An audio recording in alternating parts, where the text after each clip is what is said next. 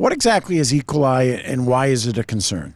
So E. coli is a natural bacteria in every person's gut, but it's also in animals' guts. So when animals go poop, basically it'll trickle in and it can make people sick. The bacteria, if it's ingested by a human, it can give them diarrhea, vomiting, and even worse, it could lead to hospitalization or possible death of a person.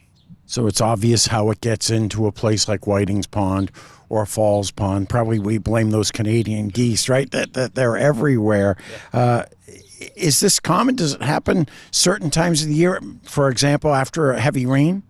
Yeah, so after a heavy rain, so if there's a bunch of Canadian geese, there's a whole bunch of poop on the beach, it'll just run down into the water, and then we collect the samples, and if it's right after a heavy rain, all that concentration just goes right in, and it spikes high, and we got to shut down the beach for a little bit.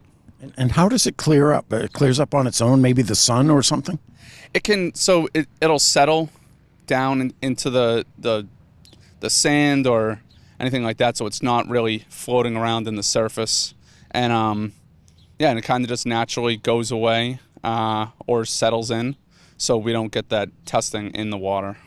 The testing process itself, how often do you test, and where is the actual lab work done? So we have the lab come out. They're from Middleborough. They come out usually on like a Monday, and they'll take their samples, and then if there's the results come back, they'll send it to us probably in like 2 days. And if it's high, we try to get out there as fast as possible to retest and make sure that we get those results hopefully before the weekend. So then if it's all cleared up, we can open the beaches back up so people can go out into the water. Now, if we could find a way to get rid of those Canadian geese off the beach, right? I know. I think they might be protected, though. You mentioned before we started talking that when you went down to the lab, they were very busy. So this doesn't appear to be a problem isolated to North Attleboro.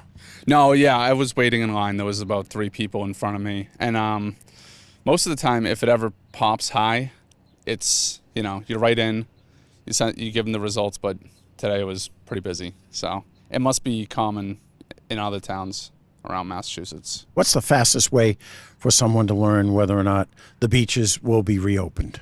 You can go to the town website and check it right there. We also put the signs up right next to the keypad that says if it's closed or not, and Falls has the big stand sign that's standing up. You'll see it right in front. But yeah, we usually get the signs up immediately and then taken down right as we get the results if it's all good to swim in.